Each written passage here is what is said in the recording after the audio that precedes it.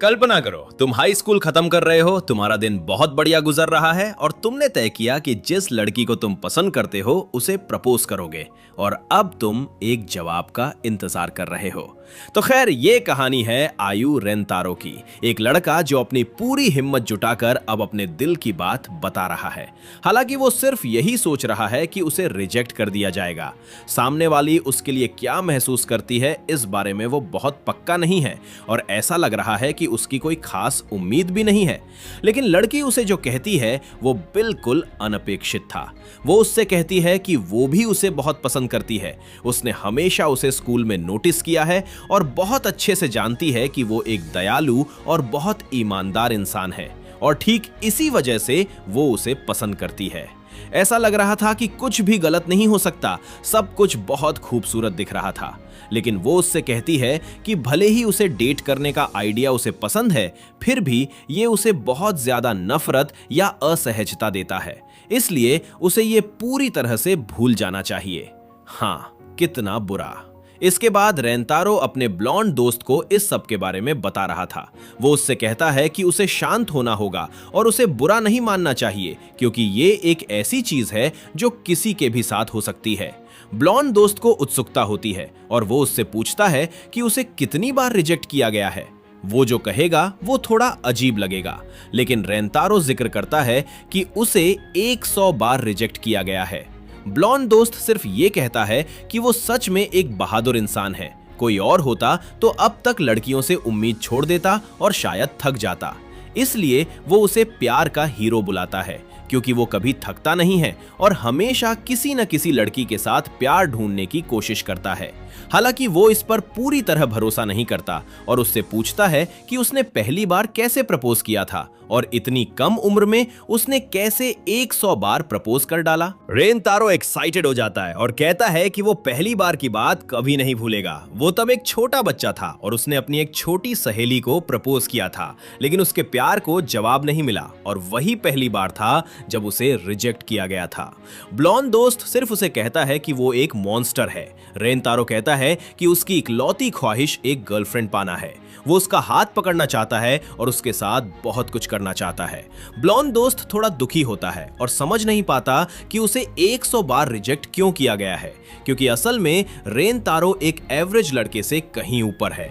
वो हैंडसम है, बुद्धिमान है और बहुत एथलेटिक है। इसके अलावा वो बहुत दयालु है और सब उसे पसंद करते हैं। इसलिए वो समझ नहीं पा रहा है कि उसके साथ इतना बुरा क्यों हुआ। रेंतारो बस शर्मा जाता है, क्योंकि उसने उसकी अच्छी खूबियों के बारे में बात की थी।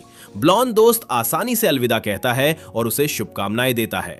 उन्होंने अभी अभी हाई स्कूल खत्म किया है और ऐसा लग रहा है कि अब उनकी मुलाकात नहीं होगी, क्योंकि ये आखिरी दिन था। रेंतारो हार नहीं मानता और एक तरह के मंदिर में जाता है और प्यार के देवता से प्रार्थना करता है कि वो जब प्रिपरेटरी स्कूल जाए तो उसे एक गर्लफ्रेंड मिल जाए। ये एक बेवकूफी लग सकती है, लेकिन देवता आखिरकार उसकी बात सुन लेते हैं और उसकी इच्छा पूरी करने के लिए हाजिर हो जाते हैं। रेंतारो को लगता है कि वो शायद कोई चोर है, लेकिन वो उसे बताता है कि वो इस मंदिर का देवता है। वो उसे ये भी बताता है कि चिंता न करे, उसका भविष्य पहले से ही सितारों में लिखा जा चुका है। वो उसे बताता है कि जल्द ही वो अपनी सोलमेट या जीवन साथी से मिलेगा। ये लड़की ही उसके लिए बनी होगी और वे एक साथ रहने के लिए किस्मत से तय हैं। देवता समझाते हैं कि जब वो इस इंसान से मिलेगा तो उन दोनों को अपने पूरे शरीर में एक तरह का करंट महसूस होगा और वही संकेत होगा कि वही उसकी परफेक्ट लड़की है और वो पहली नजर का प्यार बन जाएगा। लेकिन सिर्फ लड़की ही तुरंत प्यार में पड़ेगी और वो शायद उसके साथ रहने के लिए कुछ भी कर सकती है, लेकिन उसके मामले में ये असर तुरंत नहीं होगा। हो सकता है शुरुआत में वो लड़की की तरह वैसा महसूस ना करे, लेकिन कुछ समय बीतने के बाद वो भी प्यार करने लगेगा। रेंतारो को ये परफेक्ट लगता है, इससे बेहतर और कुछ नहीं हो सकता। लेकिन देवता उसे बताते हैं कि वो जब प्रिपरेटरी स्कूल शुरू करेगा तो वो सिर्फ एक लड़की से नहीं मिलेगा। ऐसा लग रहा है कि वो बहुत लकी है और उसकी कुल 100 सोलमेट्स होंगी। इसका मतलब है कि 100 लड़कियां रेंतारो के प्यार में पड़ेंगी। उसने इसकी उम्मीद नहीं की थी और सोचता है कि सच में वो बहुत लकी है। इसके बाद जल्दी ही 1 महीना बीत गया। रेंतारो प्रिपरेटरी स्कूल शुरू करता है। वो बहुत एक्साइटेड दिख रहा था। वो और इंतजार नहीं कर पा रहा है ये जानने के लिए कि उसका पहला किस्मत से तय प्यार कौन होगा। रेंतारो स्कूल के अंदर चल रहा था और अपनी क्लास ढूंढ रहा था, लेकिन गलती से वो लड़कियों की एक जोड़ी से टकरा जाता है। इस सुंदरे लड़की को चिढ़ा हुआ देखा जा सकता था। वो माफी मांगती है, लेकिन एक अजीब सी चीज हो जाती है। देवता ने जिस इलेक्ट्रिक पावर की बात की थी वो रेंतारो के पूरे शरीर में और उन लड़कियों के शरीर में भी दौड़ जाती है। वे खुद से पूछते हैं कि वो क्या था और रेंतारो को एक अलग नजरिया से देखने लगते हैं और समझ नहीं पाते कि उन्हें क्या हो रहा है। देवता के सामने आने के बाद से पहले ही 1 महीना बीत चुका है, लेकिन रेंतारो को बहुत अच्छे से याद है कि उसने उससे क्या कहा था और वो खुद से पूछता है कि क्या ये लड़कियां ही उसकी सोलमेट हैं। वो उन्हें डराना नहीं चाहता और उन्हें उठने में मदद करता है, लेकिन वे थोड़ी शर्मा जाती हैं और समझ नहीं पाती कि अचानक ही वे ऐसा क्यों महसूस कर रही हैं। लेकिन वे पहले ही प्यार में पड़ चुकी हैं। वैसे वो है हानाज़ोनो हाकारी और सुंदेरे लड़की का नाम इंडाकाराके है। हाकारी समझ जाती है कि सुंदेरे लड़की भी वैसा ही महसूस कर रही है, इसलिए वो झूठ बोलती है और रेंतारो से कहती है कि उसका टखना मुड़ गया है और वो चाहती है कि वो उसे नर्स रूम में ले जाए ताकि सुंदेरे लड़की से पीछा छुड़ाया जा सके। लेकिन सुंदेरे लड़की समझ जाती है कि वो हार रही है और वो पीछे नहीं रहना चाहती। रेंतारो बस रोने लगता है क्योंकि वो खुद को कसूरवार मान रहा है। उसने अभी अभी अपनी सोलमेट को चोट पहुंचाई है और खुद को एक कचरे जैसा महसूस कर रहा है। हाकारी और ज्यादा प्यार में पड़ जाती है क्योंकि रेंतारो एक दयालु और इमोशनल लड़का लग रहा है और वो बात उसे दीवाना बना देती है। सुंदेरे लड़की पीछे छूट रही है और वो कुछ करना चाहती है क्योंकि वो पॉइंट्स खो रही है, इसलिए वो इनडायरेक्टली उससे कहती है कि उसका भी टखना मुड़ गया है। वो झूठ नहीं बोलना चाहती थी और वो ये मानना नहीं चाहती कि वो उसे पसंद करती है, इसलिए वो थोड़ा सख्त रवैया दिखाती है। लेकिन रेंतारो अपने गाल पर थप्पड़ मारने लगता है और सोचता है कि वो एक कंप्लीट हाइपर मेगा कचरा है क्योंकि उसने अपनी दूसरी सोलमेट को भी चोट पहुंचाई है। वे उसे रोकने के लिए खड़ी हो जाती हैं और नहीं चाहती कि वो खुद को इस तरह चोट पहुंचाता रहे।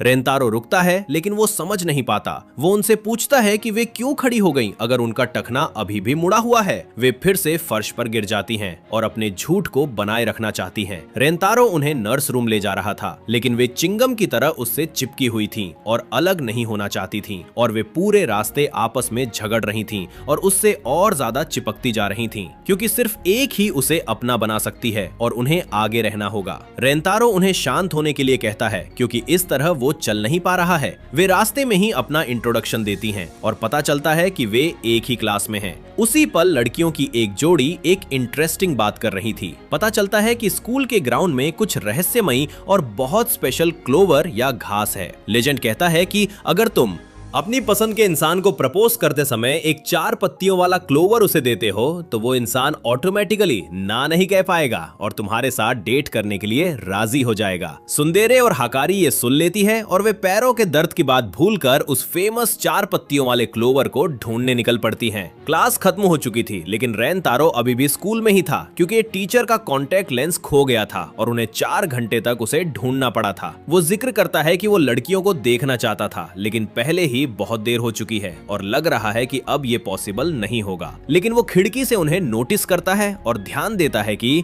इतनी देर होने के बावजूद वे अभी भी 4 पत्तियों वाला क्लोवर ढूंढने जा रही हैं। देवता ने जिक्र किया था कि वे तुरंत प्यार में पड़ जाएंगी, लेकिन उसे थोड़ा ज्यादा समय लगेगा। रेंतारो को लगता है ये बातें याद नहीं है, इसलिए वो खुद से पूछता है कि क्या वे ये सब कुछ उसी के लिए कर रही हैं और वो सिर्फ खड़े होकर देखते रहना नहीं चाहता और फैसला करता है उन्हें ढूंढने जाने का। सुंदेरे लड़की अपनी पूरी कोशिश कर रही थी और किसी भी तरह एक ढूंढ लेना चाहती थी, लेकिन रेंतारो हाजिर हो जाता है और कुछ ड्रिंक्स लेकर आता है। वो उससे पूछता है कि क्या वो 4 पत्तियों वाला क्लोवर ढूंढ रही है। वो अपना सुंदेरे मोड ऑन करती है और उससे कहती है कि वो कुछ भी नहीं ढूंढ रही है, उसका बस वॉशरूम जाने का मन हुआ था और वो सिर्फ एक अच्छी जगह ढूंढ रही थी। हाँ, वो झूठ बोलने में बहुत माहिर है। वो उससे पूछता है कि हाकारी कहाँ है। सुंदेरे लड़की जिक्र करती है कि वो कुछ देर पहले इसी जगह पर थी, लेकिन लग रहा है गायब हो गई है। रेंतारो उसे ड्रिंक देता है क्योंकि वो नहीं चाहता कि वो थक जाए। वो उससे पूछती है कि वो इससे क्या कहना चाहता है। वो बहुत नर्वस हो जाती है और उससे कहती है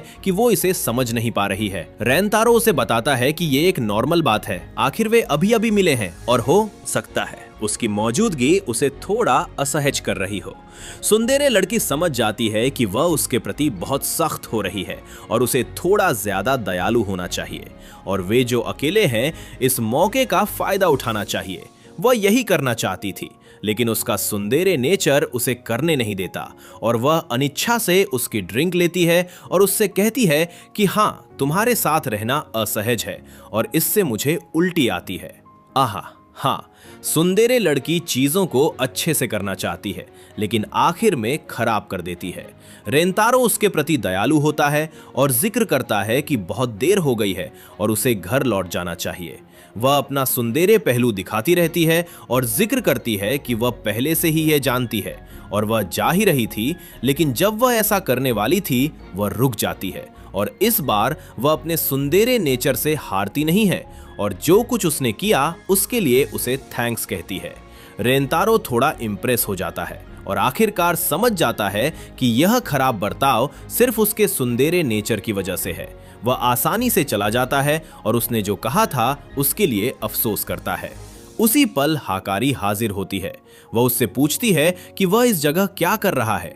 रेंतारो जिक्र करता है कि उसने देखा वे क्या कर रही थीं, इसलिए वह उनके लिए कुछ ड्रिंक्स लेकर आया है। वह इसे लेना चाहती थी, लेकिन उससे पहले वह एक बहुत स्पेशल प्लान या प्लानिंग के बारे में सोचती है और उससे कहती है कि वह अकेले उतनी मात्रा में नहीं पी पाएगी और उसे पहले थोड़ा पीना चाहिए और वह आसानी से बाकी का पी लेगी। और असल में वह उसे एक परोक्ष चुंबन या इनडायरेक्ट किस देना चाहती है। रेंतारो मासूमियत से वैसा ही करता है और जो बचा था वह उसके लिए छोड़ देता है, लेकिन वह आखिरकार समझ जाता है कि वह क्या करना चाहती थी, लेकिन वह उसे रोक नहीं पाता। हाकारी तैयारी कर रही थी, लेकिन वह उसके लिए बहुत ज्यादा था और वह वैसा नहीं कर पाई और उसकी ड्रिंक और इनडायरेक्ट किस नीचे गिर गया। इसलिए वह इतनी बेवकूफ होने के लिए अफसोस करती है और सोचती है कि उसे फिर ऐसा मौका नहीं मिलेगा। रेंतारो नोटिस करता है कि उसकी स्कर्ट भीग गई है और उसे साफ करने के लिए एक रुमाल देता है। हाकारी अब खुद को रोक नहीं पाती और उसे एक इंपॉर्टेंट बात बताना चाहती है, इसलिए वो उसका हाथ पकड़ती है, नर्वस हो जाती है और उससे कहती है कि वो उसे पसंद करती है और वो चाहती है कि वो उसके साथ डेट करे। रेंतारो ने इसकी उम्मीद नहीं की थी और समझ नहीं पा रहा है कि उसे क्या करना चाहिए। वो जानती है कि ये बहुत अचानक है, लेकिन वो बहुत ज्यादा प्यार में पड़ चुकी है और वो जानती है कि वो अकेली नहीं है जो ऐसा महसूस कर रही है, इसलिए उसे ये कहना ही था ताकि बाद में अफसोस न करना पड़े। और वो जिक्र करती है कि वो जो चाहती है वो ये है कि वो उसका बॉयफ्रेंड बने। रेंतारो अभी भी इसे पचा नहीं पा रहा है। ये पहली बार है कि किसी लड़की ने उसके सामने अपने दिल की बात जाहिर की। सच कहूं तो वो बहुत खुश है और वो खुद को रोक नहीं पा रहा है और उसकी आंखों में आंसू आ जाते हैं। वो उसका बॉयफ्रेंड बनने के लिए हाँ कहने ही वाला था, लेकिन तभी सुंदरे लड़की हाजिर होती है और वो जैसे अधमरी हो जाती है क्योंकि दूसरी ने उससे पहले काम कर दिया है। ये पार्ट यहीं पर खत्म होता है। अगले पार्ट के लिए सब्सक्राइब करो।